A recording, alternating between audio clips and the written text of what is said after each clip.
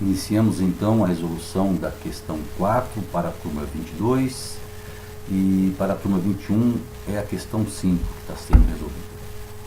O exercício é o seguinte: dois automóveis A e B encontram-se estacionados paralelamente ao marco zero de uma estrada.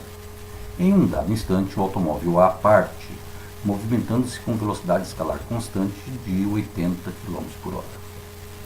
Depois de um certo intervalo de tempo, o automóvel B parte no encalço de A com velocidade escalar constante de 100.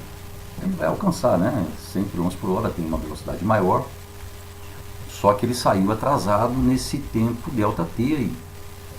Após 2 horas de viagem, o motorista de A verifica que B se encontra a 10 km de A. Ele quer saber o intervalo de tempo que ele ficou parado lá, o B, parado,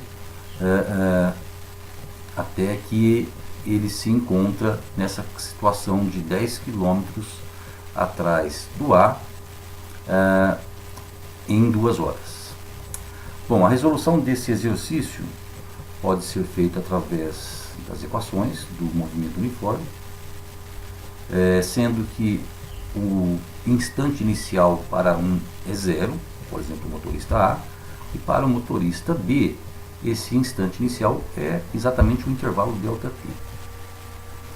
É aconselhável vocês tentarem obter a resposta do problema através dessas equações. Porém, uma forma mais simples, e foi essa a ideia tomada pelo professor para resolver essa equação, essa questão.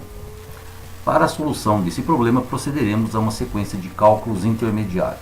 Primeira pergunta: depois de 2 horas, qual a distância percorrida por A? Simples.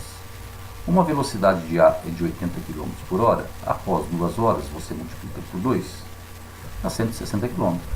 Bom,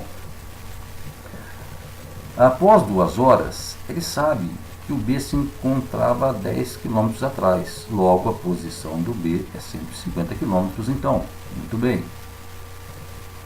Se a posição do B é 150 e eles saíram da posição 0, é possível obter quanto tempo que o B gastou para ir nessa situação de estar a 10 km atrás, 2 horas depois que o A começou a contar o tempo. Então a gente utiliza a equação da velocidade, obtém os valores ΔT, eu troco com o VB aqui, vem para baixo, a velocidade do B é 100, o ΔT fica aqui no lugar do VB, e o ΔS é 150. Realizando esse cálculo dá 1,5 da hora, porque o B tem essa velocidade de 100 e ele percorreu essa distância de 150 km. Então ele gastou 1h30 a partir do instante em que ele saiu. Comparando o tempo de 2 horas do A, é possível entender então que o B ficou parado meia hora, Então ele saiu meia hora depois. Portanto, concluímos então a resolução dessas questões.